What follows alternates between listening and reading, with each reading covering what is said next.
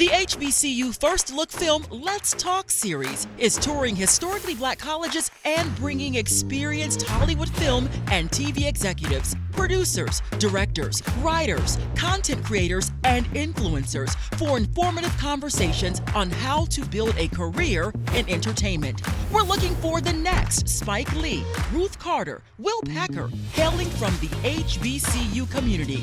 Are you the next? Get ready for an inspiring, empowering, and enlightening conversation Let's Talk series with Hollywood movers and shakers. On today's episode of HBCU First Look Let's Talk, we are tuning into the inaugural HBCU First Look Film Festival at Howard University. At the home of the Bison, the HBCU First Look Film Festival provides enlightening and enriching workshops that offer groundbreaking insight on the entertainment industry. In this session, Waiting to Exhale, a cinematic journey through documentary filmmaking, we go on an amazing journey with documentary and film producer Lisa Durden to discover what it takes to be a long-form producer in entertainment. This is HBCU First Look Film Let's Talk Documentary Filmmaking from the HBCU First Look Film Festival. Yes. I'm so excited to be a part of this project because although I didn't go to an HBCU, my mother was born and raised in the South, and back in the Jim Crow years, they felt white was right. So when I was applying for Howard, actually, she said, you can't go to a black college because you need to know how the white man thinks. So that was kind of like their thinking at the time. I'm thinking, what do you mean? So we didn't have this pride at the time in HBCUs, but of course years later, it's amazing to know that we can actually be at colleges and universities like this and get a great education without needing to get a white education. But I ended up going to a different school, but that's fine. But I'm here now, I'm what you call an honorary Bison, clap for me. Yeah. Honorary Bison, because I said so. So we're naming our workshops after these iconic movies that if you don't know, I'm going to now give you an F in the class. So just lie and say, you've heard of Waiting to Exhale. Just lie. No, I'm not lying. Okay, well, I know you're not lying. Okay. Oh, are you lying on what? No, I'm serious. No. When you have the book, you're a real one. Okay, good. So Waiting to Exhale, we wanted to kind of like honor a lot of filmmakers from back in the day. I thought Waiting to Exhale, a cinematic journey through documentary filmmaking. Because I figured if you are a documentary filmmaker, you are waiting to exhale. It takes a long time to finish a documentary. Especially today if it's a docu-series. So documentaries go on forever. I say forever, but they're not as quick as, narrative films or scripted films. So that's why I felt it was appropriate. So that's the film, and I'm your facilitator, Lisa Durden. Clap for me, yes. Yes. So I look at workshops as doing work. So fun stuff, we're gonna be interactive. So right now you guys are already participating. I love it. Let's Talk series with Hollywood movers and shakers. Let's Talk series with Hollywood movers and shakers. So obviously, we all know about the journey, the cinematic journey through documentary filmmaking. And like I said before, for those of you who came in here, we named our workshops after these iconic films. So I felt like for my workshop, I wanted to call it Waiting to Exhale, a cinematic journey through documentary filmmaking, because it's a journey. And when you finish, you're waiting to exhale. When the baby comes out, you love it. It's going to the film festival circus. It's my baby. So that's why I felt like this was very appropriate to name it after such an iconic film. So today, we're going to do a little unlocking because it's not a 4-hour thing. We're going to just get a little unlocking, some foundation, and we're going to get a taste of this. But I don't think there's anything here, I'm going to say, that you don't know, but it's kind of nice to kind of come together, get together in a collective and have a conversation. So, documentary filmmaking is about unlocking the power of storytelling through the lens of a documentary filmmaker, which is yourself, right? Or it could be a lens through somebody you find, a filmmaker that you love. Your voice, your story, and your vision can change the world, and we have seen it change the world, right? We've seen docs that changed legislation. We've seen docs that changed how we view groups, right? Anybody give 1 or 2 examples before we go to the next slide of a documentary that you saw or heard about that changed something? Some of them are just for fun. Some docs are, historical docs to say what happened in the past, but some docs change things. Anybody have any one or two Yes, there's something that changed the course of something. Ava, the age of 13. Clap for that. Yeah. How so? How did that change things? Well, it changed, I think it brought to light a lot of things that we weren't really aware of. I remember specifically when they were talking about ALEC and how players in like manufacturing and like commercial things are also have these huge like amounts of power in legislation and pushing policy. And they're so even as they're incarcerating individuals, they're having to perform labor that puts money in their pocket. Correct. And enables them to continue to push and shape our policy in our lives. That's a good one. Anybody with one or two other answers where you saw a documentary that changed the course of something or changed how we thought or changed something? Yes. A shift. R. Kelly. I'm sorry? Surviving R. Kelly. Ooh, clap for that one. Ooh, yes. I agree. Really, I think it brought the Me Too movement. Not that Tarana Burke's work wasn't always rooted of in course. the community, but we're a very media-driven people, especially in this day and time, and I really saw it reach hip-hop, the music industry, people that said it's okay for this to happen, like something actually happened. And we had to go through multiple iterations. That documentary continued to grow legs, but literally after years, a major change happened. Like a major resolution happened. And then we also saw that this doesn't just happen overnight, and it isn't just one person, these are systems.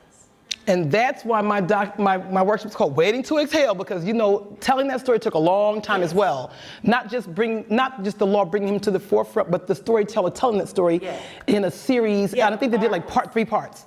Anybody else we'll take one more example. If you've seen a documentary or docu-series that you feel like changed the course of something or changed how we felt or helped change legislation or change perception.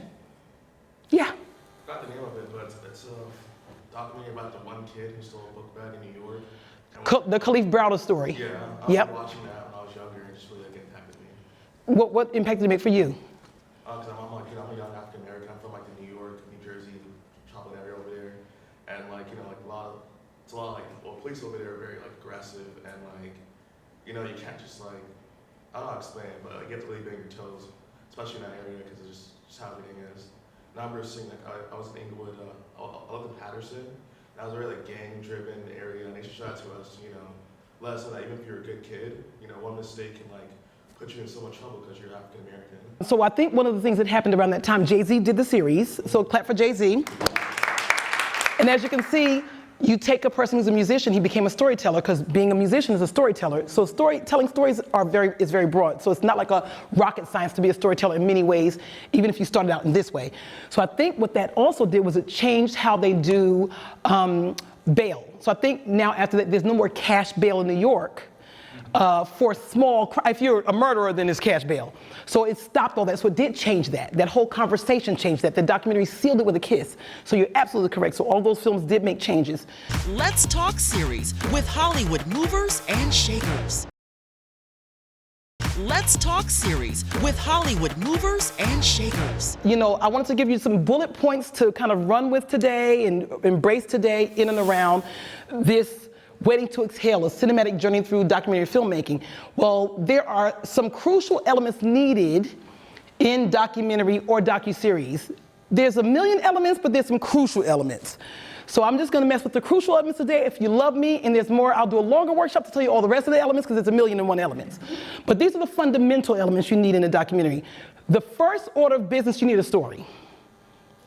Every documentary has a story. Every docuseries has a story.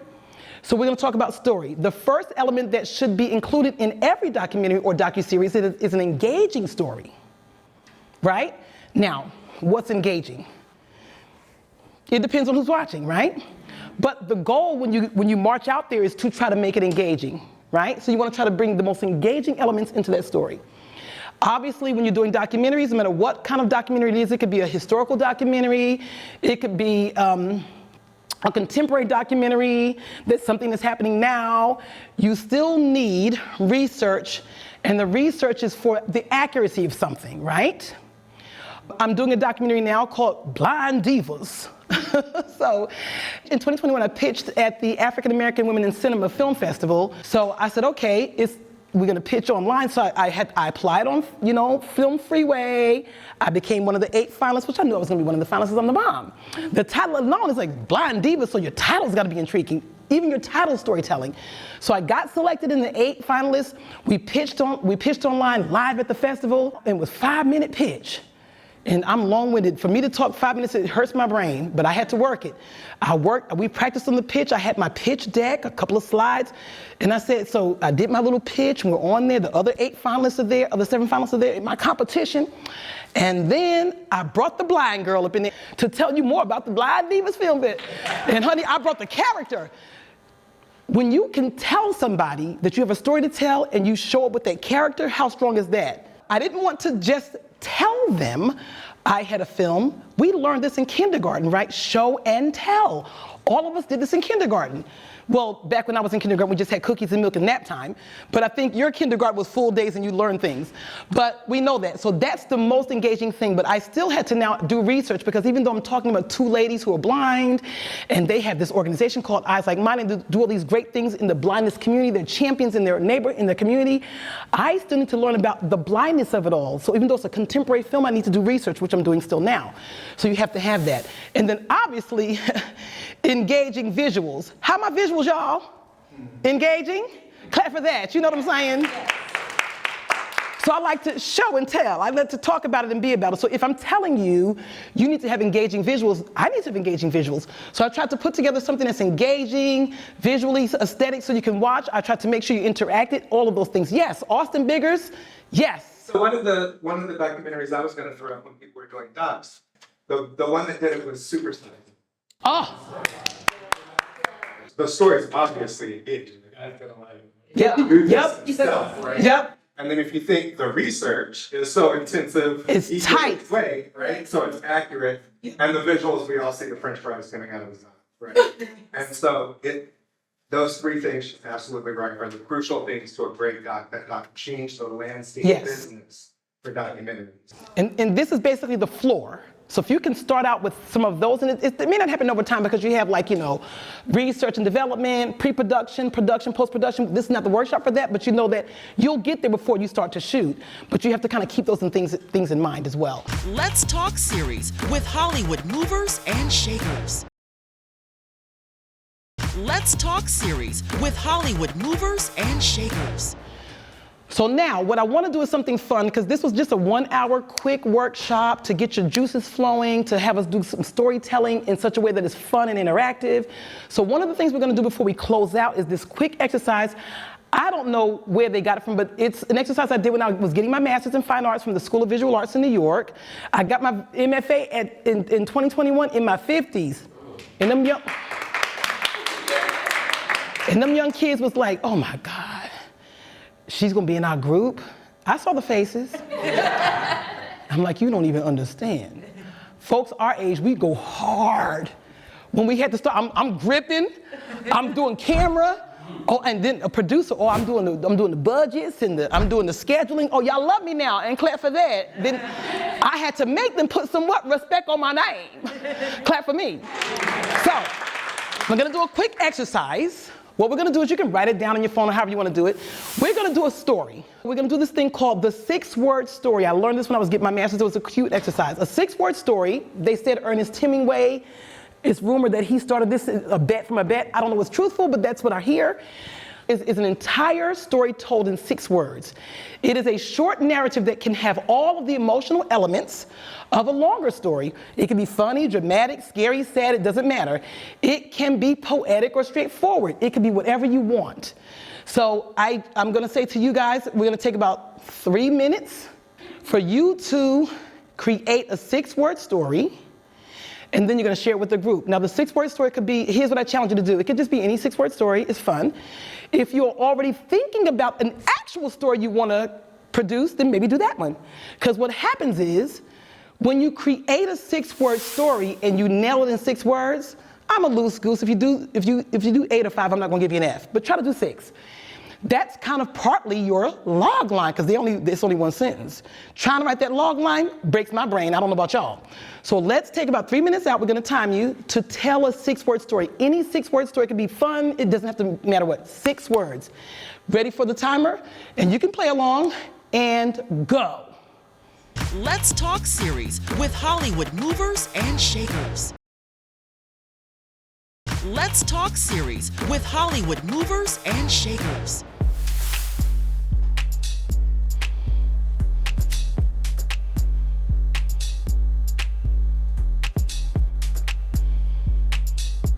Ten seconds. 10, 9, 8, 7, 6, 5, 4, 3, 2, 1. What a mess. All right, so we're gonna see how we begin to tell a story, because those foundational things must be there to start a story, to begin a story. So let's see, we're gonna do a lightning round. We want everybody to tell their story. I'm just gonna point and give me a 6-word story. 6-word story. So mine was The Mind That Changed the Heart. The Mind That Changed the Heart. Clap for that. Is that a story you're actually gonna be working on, or you just thought of? All right, so you know how we can storytelling changes how people see things, how Yes. people think things, so The Mind That Changed the Heart. Nice. Right there, 6-word story. Danny's trapped fighting for her freedom. Danny's trapped fighting for her. Woo!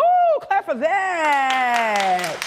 Is that a story you want to tell, or you just thought of that today? I just thought it was I love it. Right here. grounded in earth, stretching to glow. Grounded in earth, stretching to. Clap for that. Okay. Yes. So mine's not that poetic. She finally ran towards her dream. Oh my God, clap for that. No. Isn't that all of our stories? Actually, if we're like right now? Absolutely. You're next. I don't know names, but you can say your name if you want. You came in a little later. Yeah, that's okay. Lifting, climbing, moving, thriving. Lifting, climbing, moving, thriving. Lifting, climbing, moving, thriving. Seeing. Seeing. I love it. Clap for that. Makes sense. That's documentary filmmaking. Yes. Lifting, climbing, moving, and it's maybe 10 other words. Yes. He said he loved her, liar. Ooh, no. Low key, that was you, wasn't it? You ain't gotta tell. Maybe. Love it. Yes. At dawn, they disappeared too soon. Ooh, that's a good one. Okay, yes. Okay, how Metro forgets but needs BIPOC. How, Metro, like the train, Wilmota. yep. Forgets but needs BIPOC. Black Indigenous people of color. Oh, yes. I love it. I don't know Metro, yes. I love it. We have MTA in New York. Yes. The tears to get to fame. Ooh, look, drop the mic, child. Wait a minute, wait until exhale. A cinematic journey through documentary filmmaking, because you will be in tears. I love that one as well. Clap for that, that's a good one as well. Who did I miss? 2 ladies, yeah, She was caught in a lie. Ooh, was that her? I think that was her. They spilled the tea. Yes. Silent whispers, lost words, and untold secrets. Ooh, yeah, clap for that. Ooh. I don't want to know who that's about, because I might know them. Austin, did you play along? I played along. Okay. I didn't go poetic. I went more straightforward. Reverend Al Sharpton is allowed now. Ooh. So, wait, right. So you just went straight factual. The next Oh, you have more than one. Oh, nice. song I'm working on is A Slave Invented Jack Daniel's Whiskey. Yes. Oh, yes. I like that. I love him. I saw something on BET with the short thing when they showed the distillery and stuff like that. Yes. So I have one.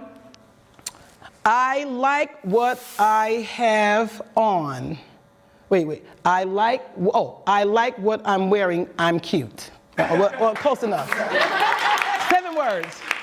But I'm the teacher, so I get to slide. Yes, did you play along with us? I did. Stand up so you can catch it. Yes, stand up, young man. I love it.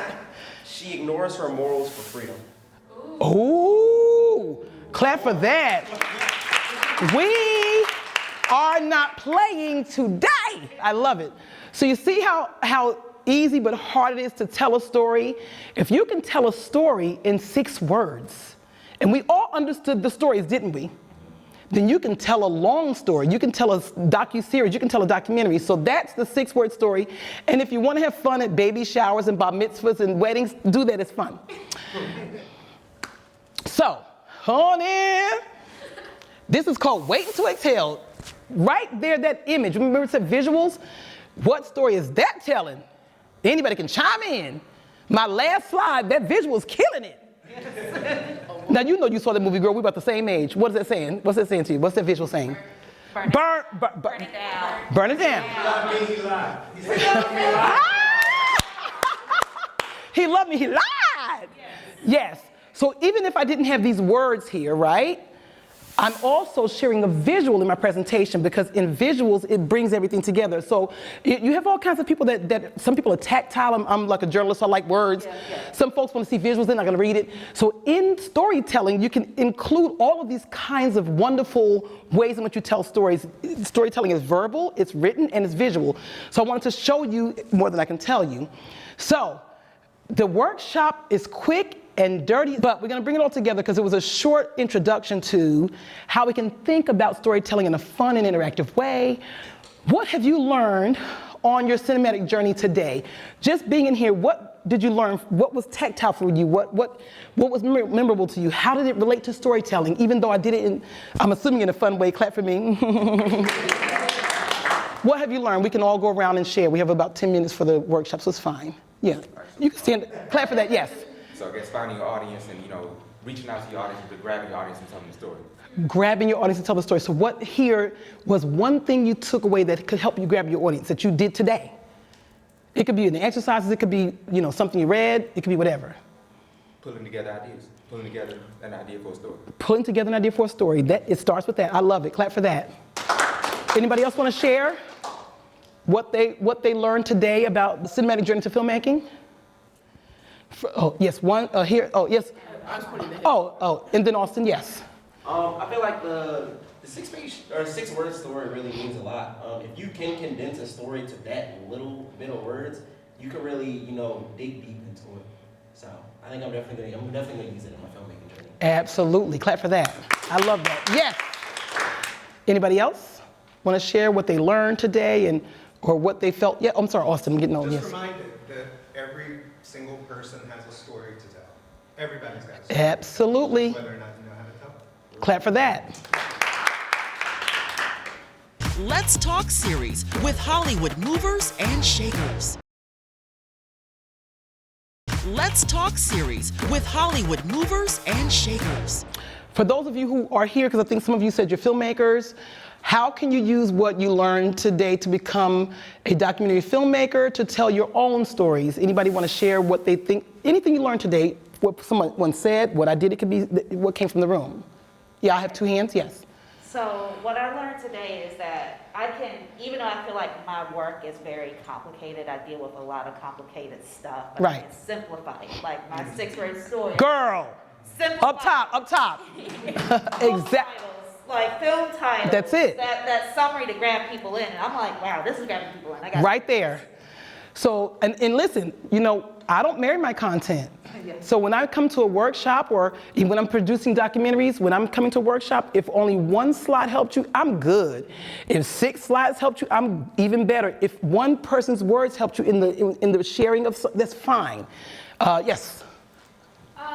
What stood out to me was just how powerful, just reminding of how powerful storytelling through a documentary can be. Absolutely. I loved your question about, when you asked everyone, what's a documentary that changed lives, and that just reminded me that storytelling and documentary absolutely changed the world. Clap for that. And actually, they do. Anybody else want to share your thoughts on either one? Yeah. Oh, 2 hands, yes. Well, just thinking about the community building that goes into documentary Absolutely. filmmaking, and I feel like a lot of this involves empathy and engendering empathy in people. And so if you want to tell a story, I feel like, at least for me, a large part of the goal is to connect with someone who does not have that same story. Yes. So if I want to be able to relate to them and Yes. hear the story and affect that like greater kind Yes. of change, it would require maybe bringing a person in and, like you say, Yes. bring the people who are willing to tell the story, willing to work with you to tell the story.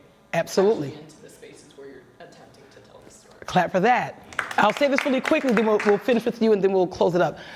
That very same thing happened to me when I was finishing my thesis for my MFA.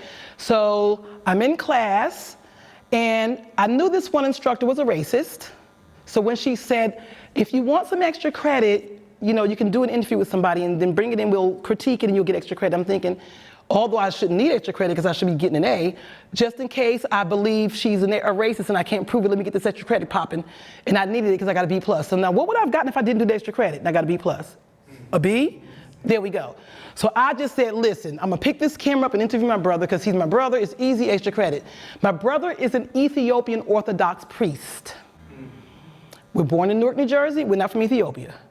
So right there. I said, his slave name is Kenneth Durden. His baptismal name is Kessis Amde Sion, and there's 5 other words, I can't remember them. So that's the short of it all. So I'm, you know, putting up the lights and doing the gear, I interviewed my brother. So I cut it up, I, you know, added it, and I brought like 20 minutes in.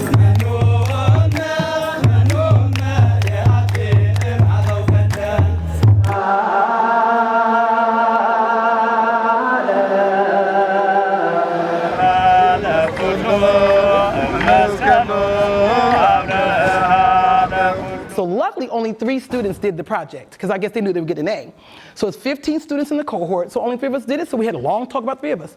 So each person showed theirs, and my instructor, who I shall not name, was, you know, talking about the, oh my gosh, she always goes, except for myself, oh, amazing, oh, I love it. She's always going high on other people. Whenever I did something, she would go, oh, okay, never, you know. So this time was weird. She says, okay, they critiqued the interview. She said, she didn't smile and she didn't act real excitable, but she said, your brother's interesting. No smile. She said, maybe you should think about doing your thesis on him. I'm thinking, hell no, I'm not religious.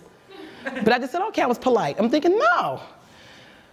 We had to pitch our thesis. I said, you got to pitch? You just can't decide? Oh, Lord. I had to pitch 3 ideas. I was like, I'll pitch it, but I know they ain't gonna pick that. When they pick that one, oh my God. So I did not want to do that film because I'm not religious. I'm agnostic. I have no idea. I'm questioning. My brother's not, he's not dogmatic. He's a nice kid, but I don't want to be doing church stuff. Yeah. You know what I mean? Because I don't know a lot about it. You know, no. So I just said, I'm just trying to get the hell out of school. I'm going to do it. So I did the film. I did my thesis. I'm out of there. But along the way, I was like, oh. Now, this is my brother. We're close.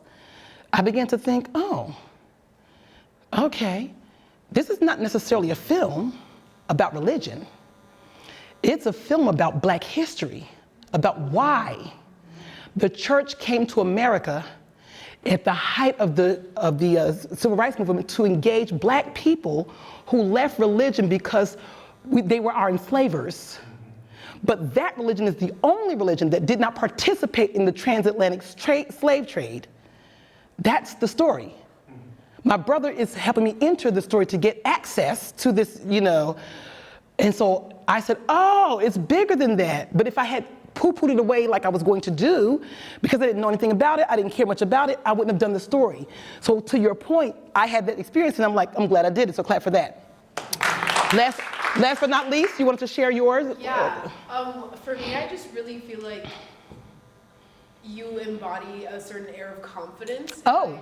And I feel like as a filmmaker, that is something you have to believe Absolutely. in your stories, you have to believe in your pitches. Absolutely. You have to go in and say, I am going to be one of the 8 finalists. So I mean, I really just feel like I learned that like you have to believe in the stories you want to tell to make others believe in them. Absolutely, because I do know that science is real and metaphysics is real. I know energy is real. I know all of that's real. So you do have an energy to even something you see on screen.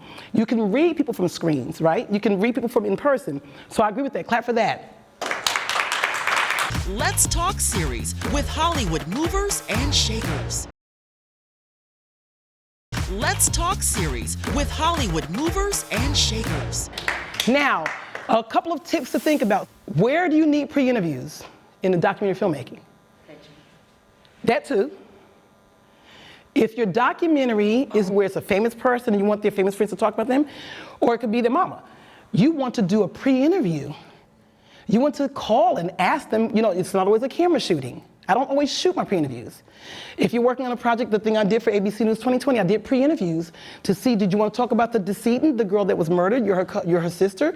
Okay, the guy that did the murdering, do you want to talk about your cousin and talk? I did a pre-interview. The pre-interview is to see how you talk, what I can glean, what I can learn. Are you going to be good on camera? So then that can make you decide the story too. So we actually did pre-interviews with each other today. You have that also skill set too. That's how you do that, telling the story. Ask questions, interview the person. Don't always have a camera, and then you go, oh, they're not so engaging, or oh, they're engaging. That's what you're gonna know. So we learned that today. Clap for that. So we learned all those things. We learned how to tell a story in short form. That's the journey. We learned how to do research. Research, talking to people is research as well. It's not always something hard in a book. We also learned how to do pre-interviews because we did it with each other. We learned how to have confidence in filmmaking because without the confidence in your story, you were smiling and telling your story, you can't tell the story. Even if you didn't want to in the beginning, but down the road something pulled you in, it has to still come through you. And so that's kind of what I think about it. So I'm gonna say thank you for coming. I appreciate all of you. Thank you for coming. Yeah, I enjoyed it.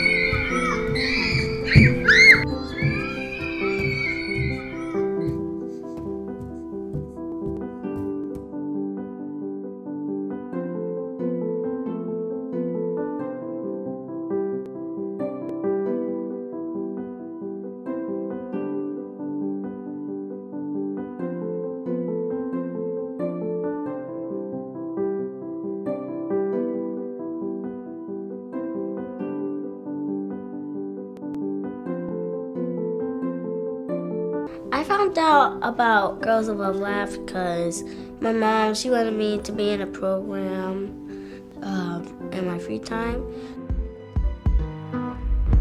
One of the young ladies in our program is Cameron Anquay. She came into the organization a little timid and shy. She was really bashful at times. But now, since being in the organization and coming to our self-esteem workshops, she's emerging into one of Girls Live, Love, Alive ambassadors. What the ambassador does, I just get to be myself and unravel, and I get to make more friends. She taught me a lot of things I really want to do, and I think that it's fun to play and paint and do cartwheels and just have fun. Thank you, Cameron. We're just trying to convince people that girls also matter. It's not just all about men all the time. Girls are humans too. Girls matter.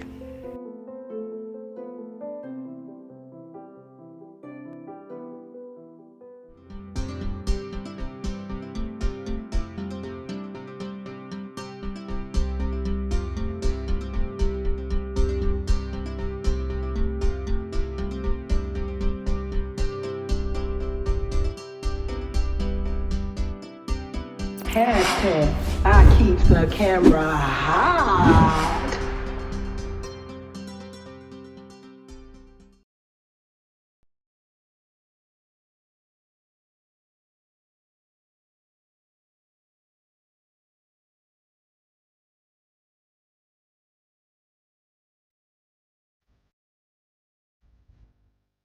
Society just treat people with disabilities so wrong. They forget about you after you have a disability, like you are no longer worth being in society. To them, you can't contribute to society. What would you do? Where would you go? What would your resources be? Would you just give up? If I was gonna be called the blind anything, I would be called the Blind Diva. A nickname I kind of gave myself to flip the narrative of being called the blind chick. And I am the original Blind Diva.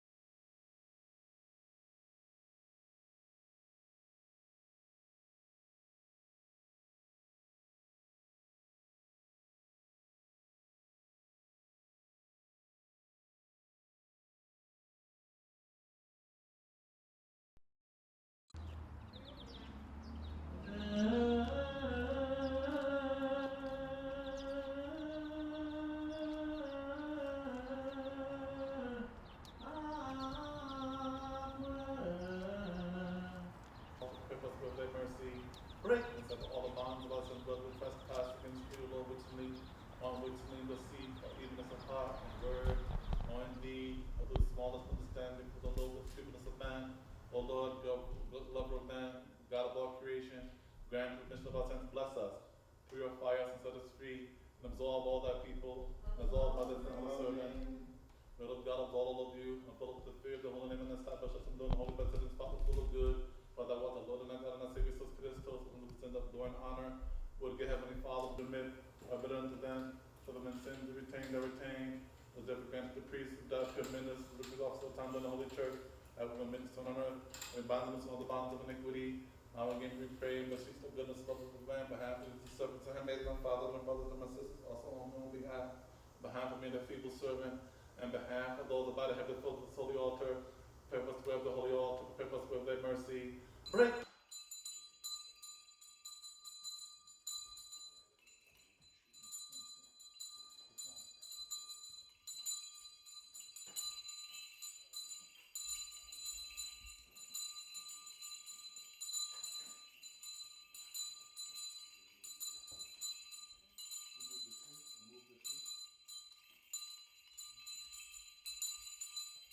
Well, I have a priestly name. It's complicated. Malaka Hael, Kesses, Amde Sion. Malaka Hael, Kesses, Amde Sion is my priestly name.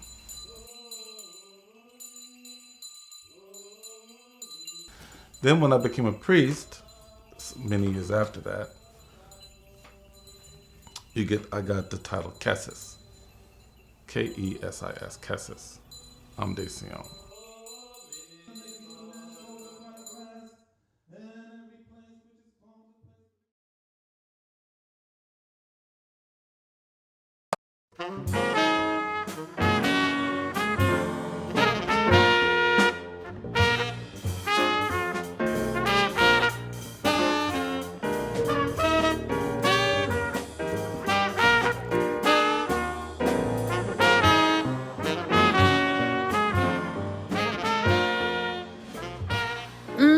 It is. It's time for the triple HHH updates and topics to discuss about our community. And as always, I keep the camera sizzling. And today, we have a special guest, my beloved Papa. Should we hold on to legacy when it's not economically sustainable?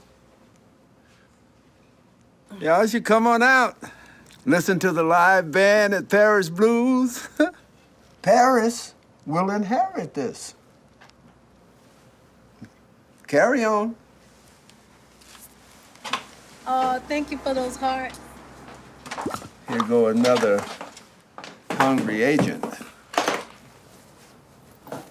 Y'all can come out here tonight. Get off Facebook for a few hours while Paris and me prepare the free food. Since the beginning, you can eat from 6 p.m. to 1 a.m., ain't got to buy a drink if you're hungry, and... Back to the question I posed earlier. And hell yeah, we hold and keep family business through hard work. But times are different. We are globally connected forever and can be anywhere and move often. The only thing that moves around here is our age. Okay, time to go. Please check out my link, Harlem's Identity Shift and Maintaining History. Check out my site, www.hhhh.com. And as always, I keep the cameras sizzling. Thanks for coming.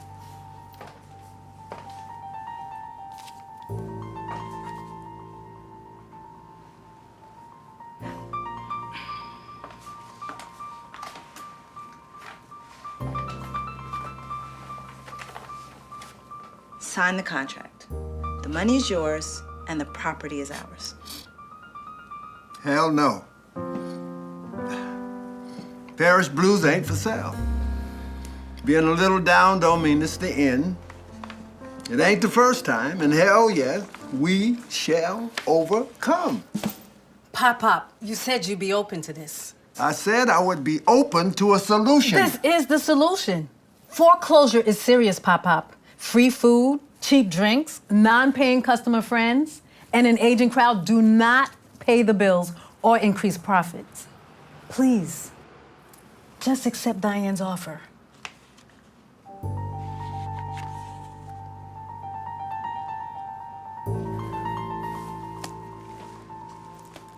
We can trademark it or brand it and build it on my various social media platforms and carry the legacy by merging it with my audience.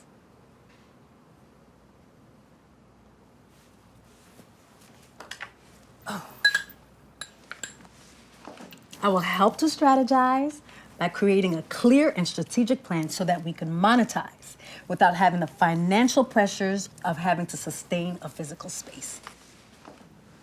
We can all win, Sam. I mean, Paris's idea is very, very smart. Mr. Sam Johnson, young lady. And Paris Blues will never be for sale. Ciao. Isn't it safer to save it? I mean, I'm representing for us and helping our people. Schwartz and Associates can assist before you go into foreclosure. This is our final offering.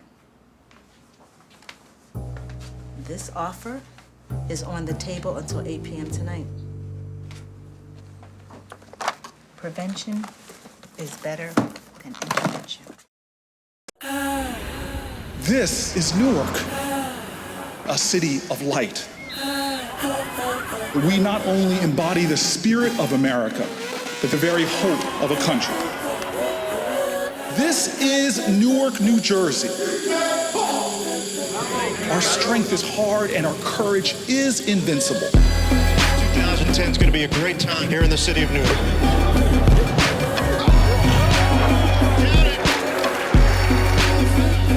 Funny thing happened on my way to finding a wife. The city went into a financial crisis. We are going to have to cut and cut deeply. Times is hard. Times is hard as hell.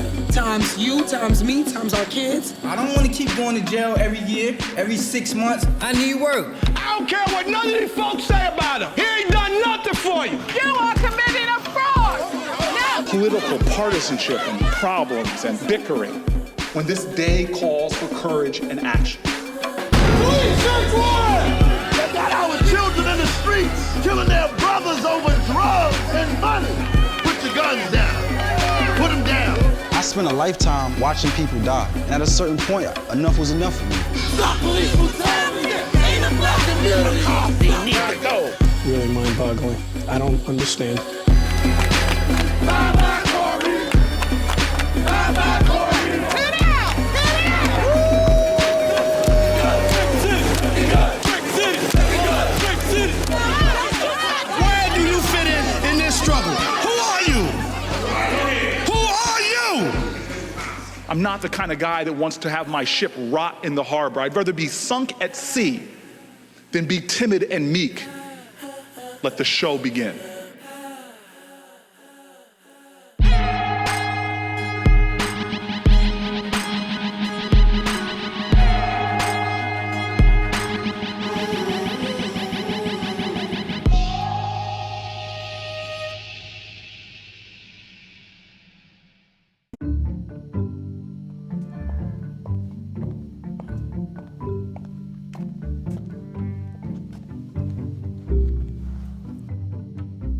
Do you remember anything about when I worked as an engineer? I think you made things. I know you made some things that went some places that I'm probably not supposed to mention. You know me, I'm a workaholic. I love to work, so. A lot. A lot. A lot. How old were you?